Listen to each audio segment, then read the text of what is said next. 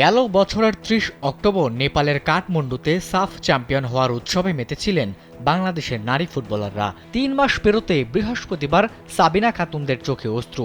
কারণ একটাই, coach Peter বাটলারের বিরুদ্ধে মানসিক হয়রানি ও অসদাচরণের অভিযোগ। বৃহস্পতিবার সন্ধ্যায় বাফুফে ভবনে নারী ফুটবল দলের হেড কোচ পিটার বাটলার ইস্যুতে নারী ফুটবলারদের অবস্থান, প্রশ্ন এবং যত অভিযোগ এই শিরোনামে দেওয়া বক্তব্যে ১৭ জন সিনিয়র খেলোয়াড় তাদের সিদ্ধান্ত স্পষ্ট করেন। তারা স্পষ্ট করে জানিয়ে দেন, এই কোচ থাকলে তারা জাতীয় দলে খেলবেন না। এছাড়া বাফুফে যদি বাটলারকে বহাল রাখে তাহলে তারা ফুটবল ছেড়ে দেওয়ার সিদ্ধান্ত নেবেন বলেও হুঁশিয়ারি দেন। সাফ চ্যাম্পিয়নশিপে বাংলাদেশ চ্যাম্পিয়ন হয়েছে ঋতুপর্ণা চাকমার গোলে। ব্রিটিশ কোচের বিরুদ্ধে এই ফুটবলারের অভিযোগ ব্যক্তিগত পর্যায়ে হস্তক্ষেপের।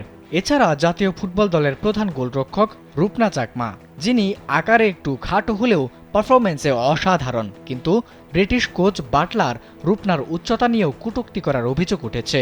কোচ বাটলারের বিরুদ্ধে নারী ফুটবলারদের খুব নতুন কিছু নয়। সাফ চ্যাম্পিয়নশিপ চলাকালীনই তার আচরণ নিয়ে অসন্তোষের কথা শোনা গিয়েছিল।